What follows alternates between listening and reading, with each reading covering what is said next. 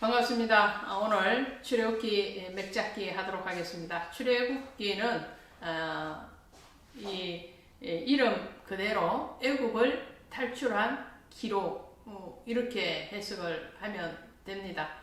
더 정확하게 하면 엑소도스라는 말에서 유래가 되었는데, 이 엑스라는 말은 뭐뭐 밖으로라는 뜻이죠. 그리고 호도스는 길을 뜻합니다. 그래서 이 길 밖으로라는 말인데, 어떤 길에 바뀌냐 하니까 애굽의 길 밖으로, 혹은 노예의 진 밖으로, 이런 뜻을 가지고 있죠. 그래서 출애굽기를 얘기를 할 때 우리는 쉽게 뭐라고요? 애굽에서 탈출한 기록이다. 애굽에서 탈출한 기록의 책이다. 성경을 출애굽기가 뭐냐라고 쉽게 말을 한다면 우리는 이렇게 말을 할 수 있겠죠. 그래서 애굽에서 탈출한 기록의 책이다. 근데 엑소도스라는 말에서 보면은, 엑스라는 말은 뭐뭐 밖으로, 호도스라는 말은 이 말은 길이라는 뜻을 가지고 있다는 거죠. 길. 그래서 이것을 합쳐서 우리가 풀이를 해보면 길 밖으로라는 거죠. 길 밖으로, 밖으로, 그죠? 밖으로. 그런데 이 길 밖으로 어떤 길이냐라는 이 앞에 말을 넣어보면은 애굽의 길 밖으로, 혹은 이것은 죄의 신분이었던, 죄인의 신분이었던 노예의 길 밖으로, 노예의 길 밖으로라는 뜻을 가지고 있습니다. 그래서 이 출애굽기는 바로 구원의 책이다. 한마디로 하면 노예로부터 구원을 하는 것이고, 그리고 애굽으로부터 구원을 하는 것이다.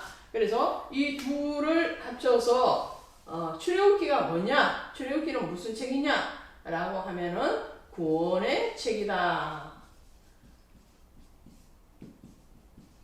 책이다. 라고 우리는 기억을 하면 되겠습니다. 이 출애굽기는 그래서 창세기는 태초 역사시대, 그리고 족장시대, 이 두 개가 합쳐서 창세기의 시대적인 어떤 배경을 가지고 있었다 하면, 이 출애굽기의 시대적인 배경은 광야시대입니다. 광야. 그래서 이제 애굽에서 탈출하면서부터 출발을 해서 광야에서 성막을 만들고, 그리고 그 성막 안에서 하나님의 임재를 경험하는 그러한 역사가 일어나게 되는데, 출애굽기는 그래서 무슨 시대라고요? 시대적인 구분, 시대적 구분을 보면 광야 시대다. 시대. 출애굽기가 1장부터 40장까지죠. 지난번에 창세기가 50장까지 있는 그 장의 어떤 설명을 붙이자면 희년을 얘기한다라고 말씀을 드렸는데, 출애굽기는 40이에요. 이 40이라는 것은 성경에서 고난을 얘기합니다. 고난. 그래서 예수님이 40일 금식 기도를 했고요. 또 이스라엘 백성들이 40년 광야길을 가게 되죠. 그래서 이 40이라는 숫자는 고난을 많이 상징하는데, 그 고난을 상징하는 출애굽기의 어떤 장 구분, 그죠? 그러면 1장부터 18장까지는 하나님의 구원하심이 이스라엘 백성들을 향해서 어떻게 사건이 풀이를 하고 있느냐. 그래서 이 18장까지는 출애굽 과정에 대해서 말을 해요. 그래서 출애굽의 과정을 이유를 얘기한다면 19장부터는 시내산에 도착을 하게 되거든요. 19장 시내산에 도착을 해서 40장에서 성막을 봉헌하는 사건까지 기록하고 있는데, 이 시대에는 하나님으로부터 율법과 성막의 완성을 지금 기록하고 있어요. 하나님으로부터 율법을 수여받고 성막의 제작에 대한 설계를 받고, 거기에 대해서 이스라엘 백성들이 행동으로 반응하는 것, 그것을 기록하고 있는 것이 이 40장까지의 내용입니다. 자, 서론은 여기까지 하도록 하겠습니다. 이제 그림으로 40장에 걸쳐서 멱잡기를 해 가도록 하겠습니다. 그러면 자, 출애굽기는 한마디로 무슨 책이라고요? 바로 구원의 책이다. 이 말은 우리 인생의 여정, 우리의 인생도 축복이지만 또 이 삶의 고단함을 얘기하면 고난의 시간이라고도 할 수 있겠죠. 그러한 시간 가운데에서 하나님이 우리를 이 하나님의 뜻을 이루시기 위한 그러한 길을, 광야의 길을 걷게 하시는 그런 책이라고 또 우리에게 시사하는 바가 있다고 이해를 하시면 되겠어요. 자, 출애굽기 19장 4절에 가면 하나님이 어떻게 말씀을 하시느냐면, 내가 독수리의 날개로 너희를 업어서 내게로 인도하였다라고 말씀을 해요. 예, 독수리의 날개로 표현을 해요. 그래서 출애굽기 맵잡기를 할 때 이제 날개, 독수리의 날개를 쫙 펼치고 있는 그런 장면을 이렇게 길게 만들어 봅니다. 여기는 지우도록 하겠습니다. 자, 그리고 이스라엘 백성들이 애굽에서 430년에 걸쳐서 노예의 삶을 살았죠. 그래서 그 노예의 삶에서 이끌어내는 것이 출애굽기라고 말씀을 드렸죠. 그래서 이 애굽이 상징하는 것은 피라미드입니다. 피라미드. 그래서 이 피라미드를 아버지 이렇게 만들고요. 이 피라미드로부터 이제 길을 만들어 내시잖아요. 그래서 길게 길을 이어가도록 하겠습니다. 그리고 이 길 끝에서 만나는 것이 바로 시내산이죠. 그래서 시내산을 이렇게 지난번 이스라엘 지도에서 카바만과 수에바만에 대해서 배웠죠. 그래서 그 위에 시내산이 이렇게 십자가 모양으로 있습니다. 물론 여기는 뭘까요? 홍해겠죠. 홍해. 자, 여기는 애국을 상징합니다. 애국궁. 애국이죠. 애국궁. 애국을 상징을 하고요. 그러면 홍해 건너편으로 여기에 보이는 것이 미디안 땅입니다. 미디안 땅. 자, 이제 독수리의 날개로 업어서 하나님이 하나님께로 이스라엘 백성들을 인도해 내시는데, 그 독수리의 날개로 업어 오시면서 하신 것, 그것이 19장부터 일어나는 율법과 성막의 제도죠. 그 제도에 대해서, 자, 성막을 그립니다. 성막, 직사각형, 그 다음에 안에 성소와 지성소를 나누죠. 그리고 물두멍, 그 다음에 번제단을 그리도록 합니다. 시내산 위에 하나님의 임재하심, 구름과 불기둥으로 임재하심을 원으로 표현을 합니다. 그리고 이 편에는 여기는 성막에 대해서 하나님이 설계를 하시는 거예요. 설계. 설계를 해서 주셔요. 그러면 그 설계된 대로 여기에서는 제작을 해요. 그래서 똑같이 성막을 그립니다. 그리고 지성소와 성소를 구분하고요. 물두멍 그려놓고요. 그 다음에 번제단 그랬어요. 네, 설계된 것을 여기서는 뭐 했다고요? 완성을 시킵니다. 완성을 시키죠. 자, 이렇게 밑그림을 그려놓고 이제 1장부터 가도록 합니다. 자, 출애굽기 1장에 오시면 야곱의 가족들의 이름을 쭉 나열해요. 이걸 보면 창세기는 국민을 만드는 그러한 작업이었어요. 아담을 창조하시고 그가 독차하는 것이 보기 좋지 않아서 하와를 이끌어서 아내로 삼으시고, 그리고 그 위에서 또 가인과 아벨이 태어나고 쭉 이제 이 가족이 단위가 부족 단위가 되고, 그 부족 단위가 이제 점점 더 큰 범위로 넓혀가는 그러한 국민 만들기였다면, 출애굽기는 나라를 만드는 거예요. 민족을 만드는 거예요. 그래서 너희는 제사장의 나라가 되고, 이것이 출애굽기의 목적이거든요. 그것이 출애굽기 19장 6절에 가시면 이렇게 말씀을 해요. 우리 19장 6절 한 절만 읽어보시고 가도록 합니다. 19장 6절 가시면 너희가 내게 대하여 제사장 나라가 되며 거룩한 백성이 되리라. 하나님의 말씀이에요.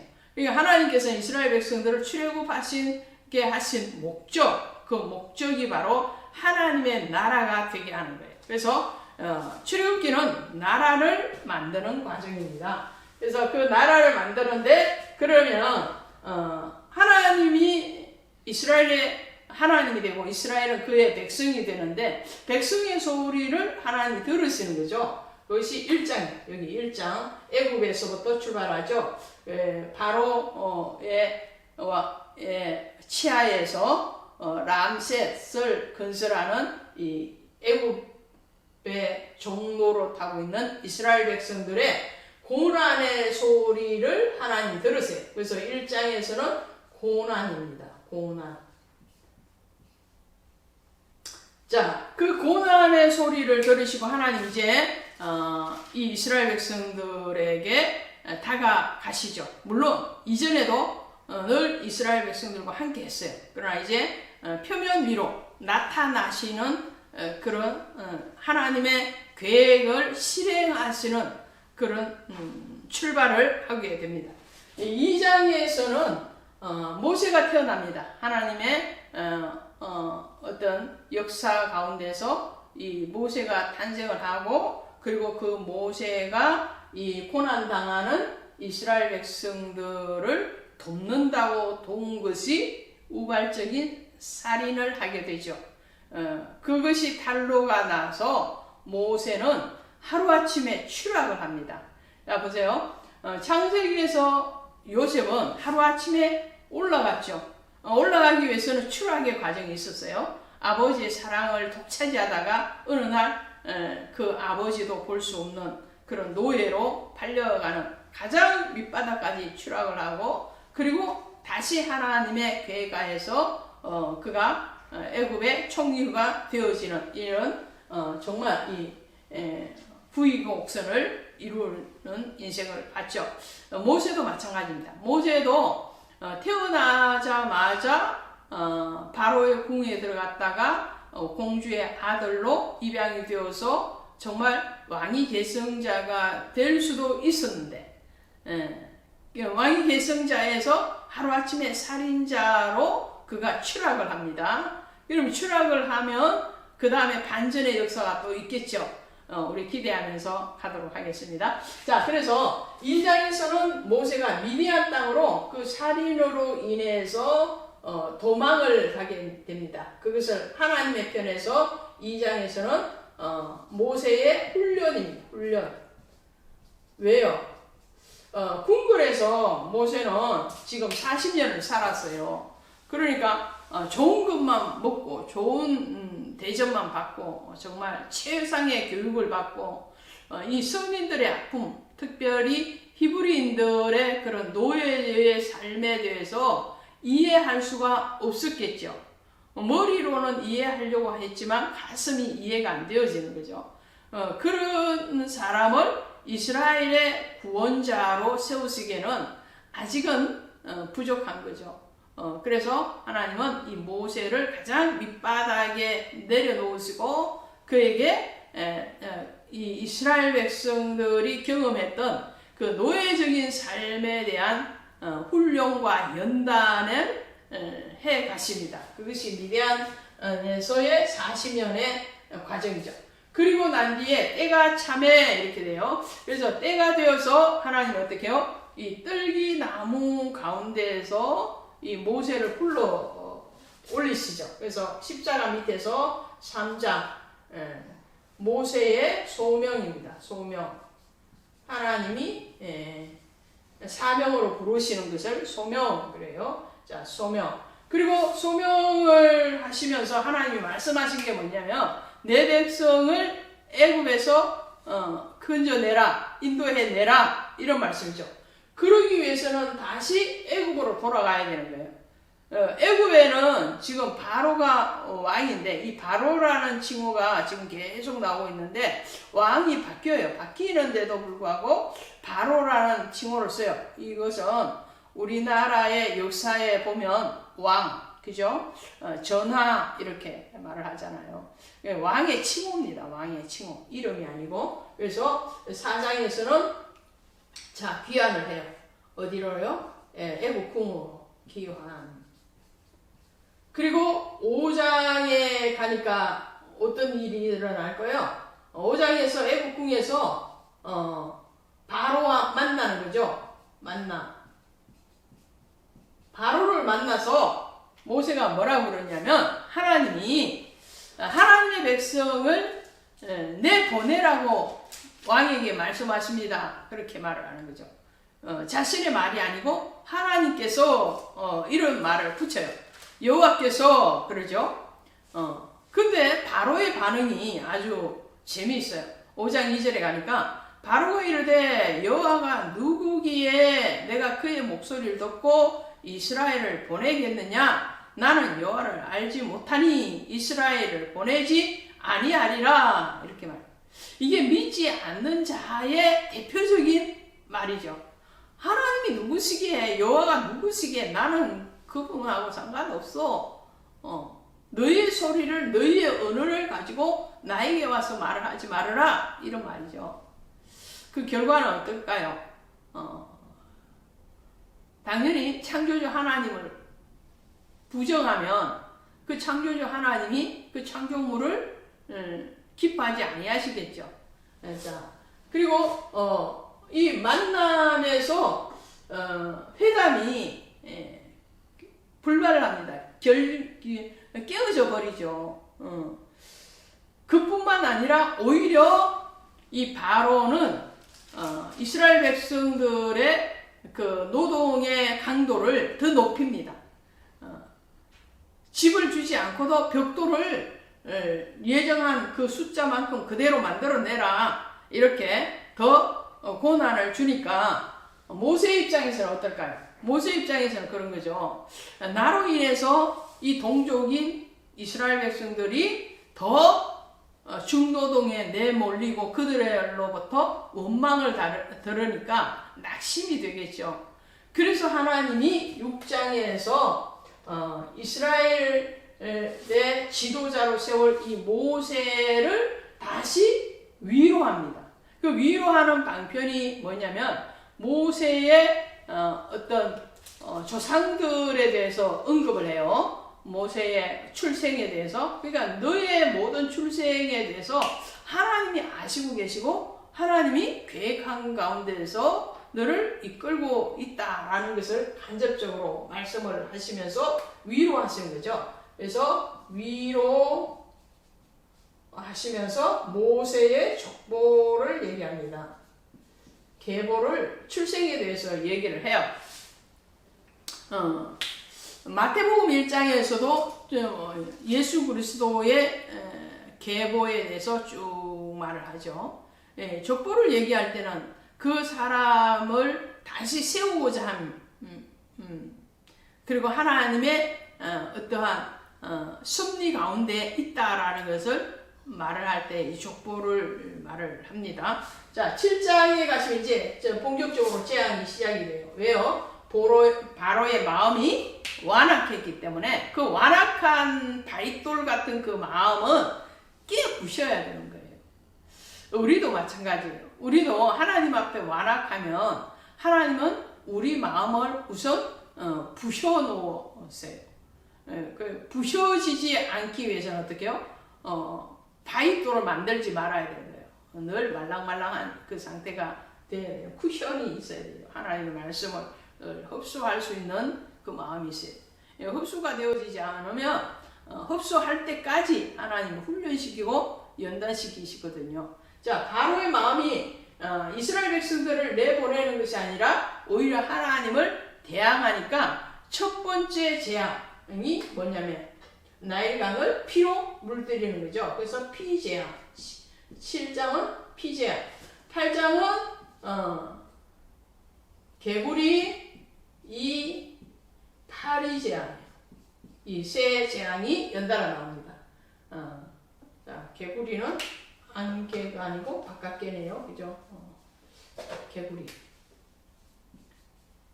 개구리 이 그리고 파리재앙을 하나님이 내리세요. 그 다음에 나오는 재앙이 9장에 악질, 독종, 우박재앙. 그 다음에 10장에는 어둠이 오죠. 그리고 메뚜기 재앙이 옵니다. 그래서 메뚜기, 어둠, 흑암재앙, 흑암, 어둠이니까 흑암. 잘 안 보이시나요? 공간이 좀 좁아서 그죠? 어둠이 흑암재앙이 오네요. 자, 메뚜기 재앙과 흑암재앙. 11장에서는 너가 끝까지 말을 듣지 않으면 바로에게 말씀을 하시는 거죠. 끝까지 듣지 않으면 어떻게 하겠다고요? 장자들을 다 칠 것이다. 그런 경고를 하시죠. 그래서 왕의 장자로부터 짐승의 초태생까지 다 칠 것이니까 빨리 손을 들어라 라고 경고를 하십니다. 경고. 그리고 그 경고에 대해서 듣지 아니하니까 6월절 재앙이 일어나죠. 6월절이 구원이 되는 수도 있고 재앙이 될 수도 있어요. 6월절 날 장자의 죽음이 믿지 아니한 자에게는 다 일어났고요. 6월절 날 이스라엘 백성들은 어린 양의 피를 바른 집 안에 있었기 때문에 구원을 받았거든요. 그래서 그것이 12장입니다. 12장 6월절 제정. 제정. 6월절을 제정합니다.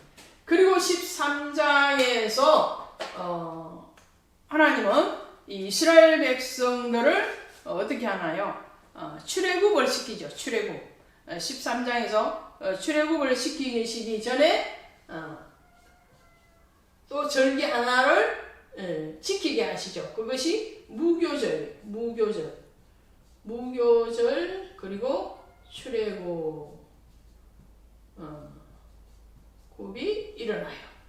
무교절 지키고 출애굽하는 것이 13장. 자, 14장에서는 자, 이 홍해를 이제 건너게 되죠. 14장. 14장은 홍해. 하나님이 마른 땅을 건너듯이 건너게 하십니다. 그것이 14장입니다. 자, 15장에 가시면 자, 홍해 건넜으니까 감격이 넘치잖아요. 그래서 모세가 노래합니다. 모세, 그 다음에 미리암이 찬양하죠. 미리암 찬양. 자, 16장에 찬양을 했어요. 찬양을 했으니까 배가 고프겠죠. 그래서 또 배고프다고 막 부르짖는 거예요. 그래서 부르짖어서 얻은 떡이 뭐냐면 만나예요. 만나. 만나. 첫 만나. 메추라기를 먹습니다. 배부르게 먹었으니까 뭐 해야 되는 거예요? 17장에서 아말렉 전쟁이에요. 아말렉 전쟁. 자, 이때에 등장하는 인물, 잊지 말아야 될 인물, 그 인물이 바로 여호수아입니다. 아말렉 전투일 때 이 모세와 아론은 기도를 하죠. 그리고 여호수아는 앞으로 돌진해서 군대 장관으로서 전쟁을 승리로 이끄는 것이 바로 아말렉 전투예요. 자, 전투 끝났어요. 전투 끝나고 18장의 십자가 밑에 오면 이드로의 교훈입니다. 이드로의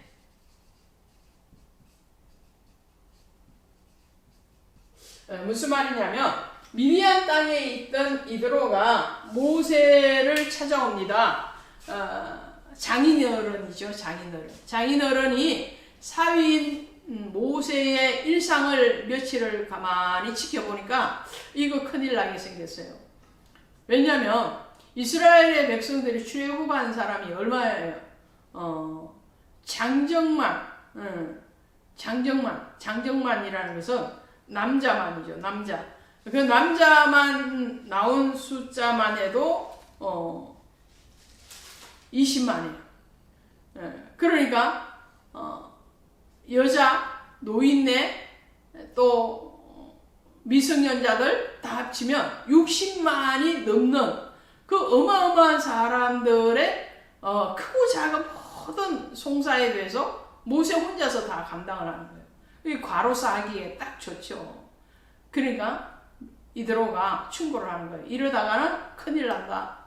그러니까 그러지 말고 지도자를 세워서 분담을 해라. 그래서 세워진 것이 1000부장, 100부장, 50부장, 10부장이에요. 이 조직이 이제 세워지는 것이 18장의 내용. 자, 그리고 19장에서는 이제 시내산으로 갑니다. 19장. 자, 19장에 가시면 1차로 시내산에 도착하고 모세가 올라가죠. 그래서 시내산 등정. 시내산 등정 올라갑니다. 1차로 올라가는 사건. 그리고 시내산에 올라가서 하나님으로부터 받은 내용이 20장부터 기록이 돼요. 20장에서는 십계명을 받아요. 십계명을 20장에서 받고, 그리고 이제 여러 사회법에 대해서도 같이 받게 되거든요. 그것이 21장이에요. 자, 21장 가시면 21장을 우리 십자가 밑으로 갈까요?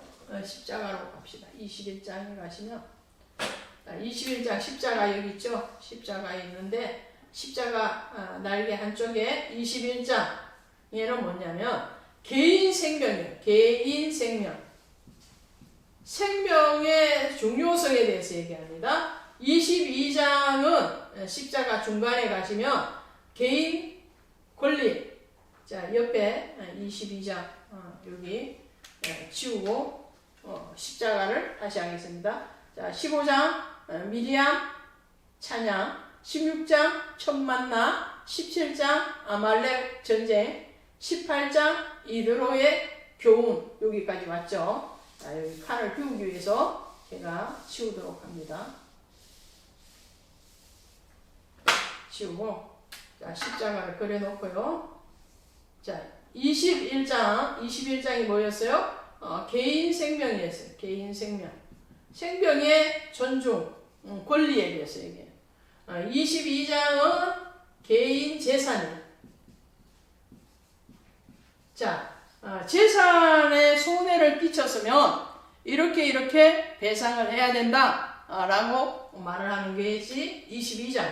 자, 23장에 가면 이제 절기에 대해서 말씀합니다. 그래서 이스라엘의 3대 절기죠. 절기와 안식일에 대해서. 안식일을 어떻게 지켜라 라고 말씀을 하시는 것이 23장. 자, 24장에 가시면 시내산에 다시 오르게 되죠. 다시 오르면서 24장에서 뭐 하냐면 시내산 언약을 맺어요. 하나님이 그들의 하나님이 되고 또 이스라엘 백성들은 하나님의 말씀에 순종하겠습니다 라고 아멘으로 서약을 합니다. 그것이 시내산 언약이에요. 시내산 언약. 자, 이제 25장부터 나오는 것이 뭐냐면 성막제도입니다. 그래서 25장에 가시면, 자, 우리는 성막을 볼 때 이 성막은 직사각형, 그 안에 성소와 지성소, 중간에 그 분리하는 것이 바로 휘장, 그죠? 그 다음에 물두멍, 맨 입구에 있는 것이 번제단. 이 기본적인 틀을 가지고 이해를 하시면서 보실 때에 25장에 가시면 25장에 언약계 혹은 법계 이렇게 말을 하죠. 이 언약계에 대해서 25장에서 얘기를 하고요. 그 다음에 또 나오는 것이 진설병이에요. 진설병.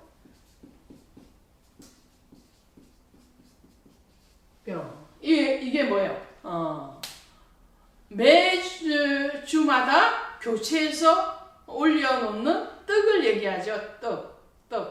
누룩 없는 떡. 그 다음에 금 등잔대예요. 등잔대.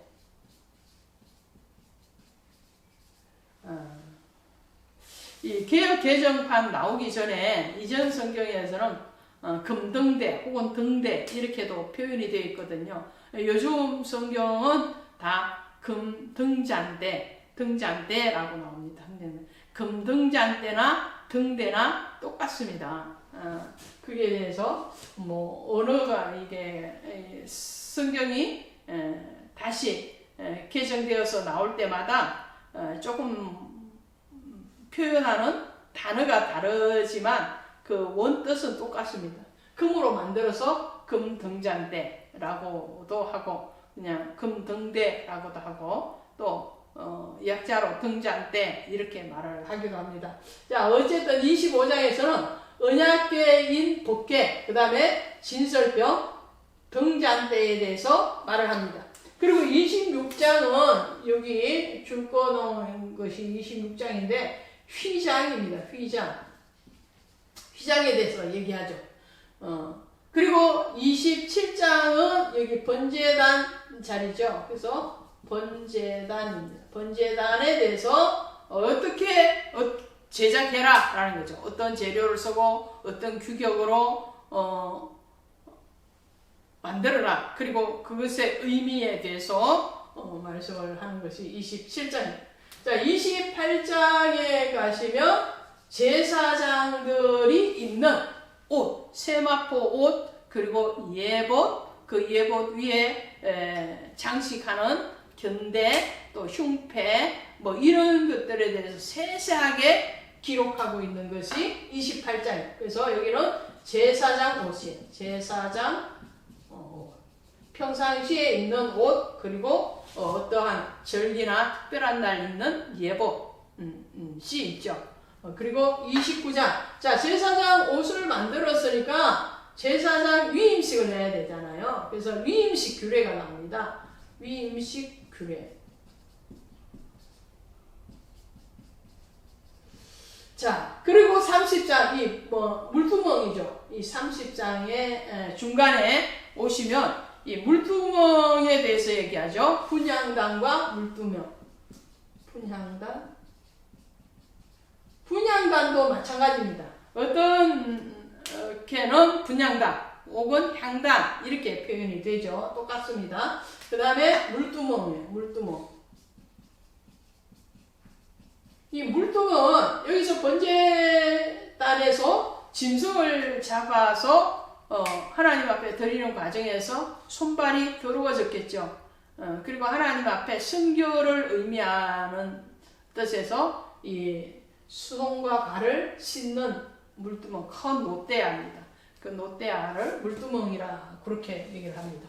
자, 31장에는 이 독수리 날개 한편에 와서 여기에서는 이제 이러한 제작의 방법 또 어떤 규칙을 설명을 하시고 그리고 그것들을 기구를 만들 사람이 필요하겠죠. 기술자를 하나님이 감동을 주시고 또 지혜를 주셔서 소집을 하십니다. 그것이 누구냐면 오홀리압과 부사렐이죠. 그래서 오홀리압과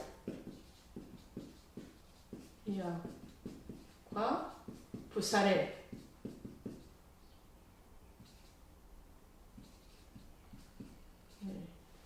자, 오홀리압과 부사렐을 부르셔서 이 성막을 제작할 수 있게끔 하나님이 만드십니다.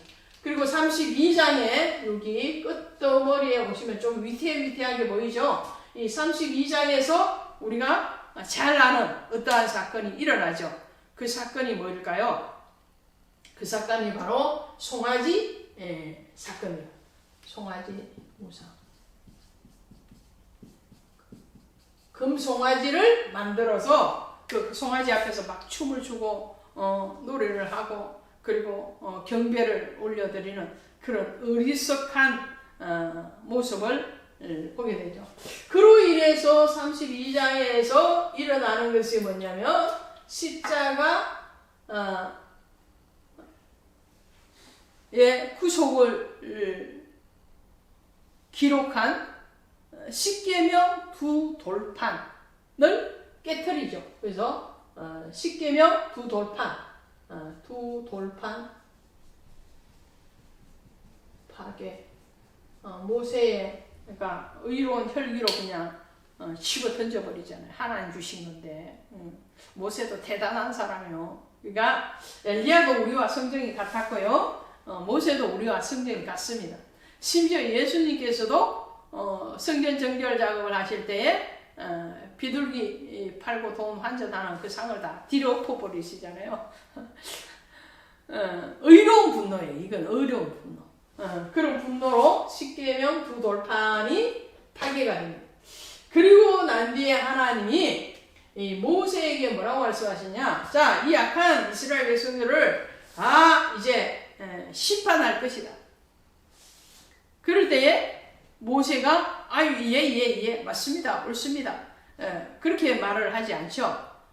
모세의 중보기도가 33장, 34장에 쭉 연결이 되는데, 자, 33장 하시면 밑에서 기도할 때는 낮은 자의 자리에서 기도하는 거죠. 그래서 이 부의곡선의 밑에서 중보기도, 모세의 중보기도.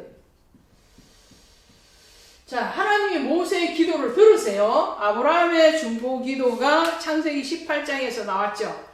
그리고 아브라함을 기억하시고 생각하사 롯을 구원하신 것처럼 지금 모세의 기도에 하나님이 응답을 하세요. 모세가 얼마만큼 기도를 하냐면 이 백성을 심판하시려거든 나의 생명, 모세도 자기도 생명책에서 제거해 주시옵소서.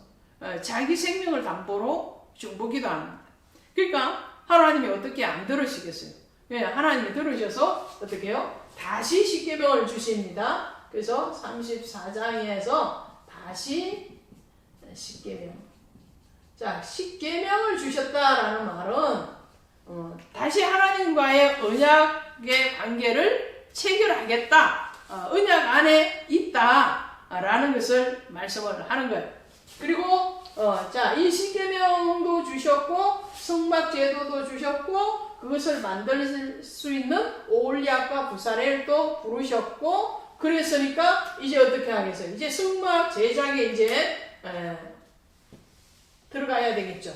그래서 35장 밑에 내려오셔서 성막 제작에 필요한 사람이 있으니까 이번에는 뭐가 있어야 되겠어요? 예물, 물질이 있어야 되겠죠. 교회를 건축하는데 뭐 설계도도 있고 또 그것을 건축해 주겠다는 건설 업체도 선정이 됐는데 예물이 없으면 안 되잖아요. 헌신자가 있어야 되죠. 그래서 성막 예물 교훈입니다. 교훈. 자, 아무거나 받는 게 아니다. 하나님은 어떤 거 받는 거예요? 지혜로운 자, 슬기로운 자, 또 마음에 감동한 자, 자원하는 자, 이런 사람이 드리는 예물을 받아라. 그리고 그것으로 하나님 앞에 성막을 제작해라 라는 거죠. 이스라엘 백성들은 얼마나 감동이 되었는지 마구마구 가지고 옵니다. 그래서 어떻게 해요? 서고도 남을 만큼 할렐루야 너무너무 정말 자원하는 예물들이 막 물밀듯이 옵니다. 이런 감동의 물결이 이스라엘의 진영에 있었기 때문에 하나님은 그들을 또 받으시지 않으셨는가 싶습니다. 자, 36장 가시면 이제 성막 건축을 시작을 하죠. 건축 시작을 합니다. 자, 다 있잖아요. 그죠? 설계도도 있고 또 사람 건축할 사람도 있고 물질도 있으니까 이제 건축을 시작을 해요. 다 채워진 상태에서 건축을 했어요. 얼마나 은혜로운지 모르죠. 자, 그 다음에 37장에 가시면 다시 이렇게 성막을 설계를 줬는데 이렇게 지었습니다 라는 것을 말을 하죠. 그래서 37장에 가시면 37장 언진금 똑같아요. 여기서 언진금 똑같죠.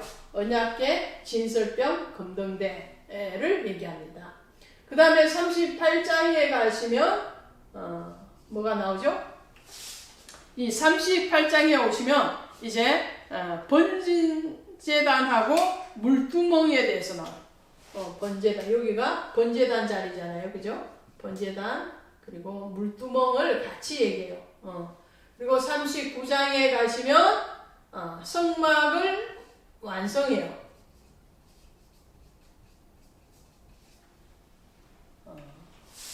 성막을 완성하고 그리고 제사장의 옷에 대해서 얘기합니다. 제사장 옷. 자, 39장은 뭐라고요? 39장은 완성을 했는데 여기서 제사장 옷이 28장에 있었잖아요. 이 제사장 옷을 완성합니다. 그리고 성막도 완성을 해요. 그래서 여호와께서 모세에게 명령하신 대로 그대로 되었을 때 모세가 이스라엘 백성들을 축복해요. 그리고 40장에도 이제 이 40장 이제 성막을 봉헌하는데 성막 봉헌식을 해요. 자, 성막을 봉헌하는데 반복되는 말씀이 39장부터 40장까지 계속적으로 반복되는 말이 뭐냐면 여호와께서 모세에게 명령하신 대로 그대로 되니라. 그대로 행하니라. 그러니까 하나님이 모세에게 이렇게 하라, 이렇게 하라 했던 것들에 대해서 그대로 했다는 거예요. 그러니까 성막은 뭐예요? 성막이나 오늘날 교회는 사도행전 20장 28절에 나오는 말씀처럼 하나님이 자기 피로 세운 교회예요. 그리고 그리스도의 머리고 그리스도의 몸입니다. 그러므로 우리는 그리스도 없이 교회가 세워질 수 없는 거예요. 교회는 그리스도의 계획 안에서 그리스도의 은혜로 세워지고 그리스도의 피로 세워진 것이 바로 교회입니다. 예, 교회가 예수 없는데 교회다? 그럴 수가 없는 거죠. 믿음 없는 자를 성도라 할 수 없는 것과 같은 것이죠. 자, 그리고 이 성막은 출애굽하고 난 뒤에 1년 만에 완공이 되는 겁니다. 실질적인 제작은 6개월 걸린 거예요. 굉장히 단시간에 세워졌다고 할 수 있겠죠. 그런 은혜를 하나님은 이 출애굽기에서 다 주십니다. 그리고 그 주신 것을 가지고 이것을 바탕으로 해서 어떻게 해요? 이스라엘 백성들을 하나님은 그 속 사람을 만들어 가죠. 자, 이제 그 성막이 완성됐어요. 성막이 완성되어지고 그리고 그 속에 있는 성전, 심령 성전을 만들어가는 내용이 이제 레위기부터 다시 나올 겁니다. 오늘 출애굽기 맥잡기 여기까지 하도록 하겠습니다. 다음 시간에 레위기로 다시 은혜롭게 만나도록 하겠습니다. 고맙습니다.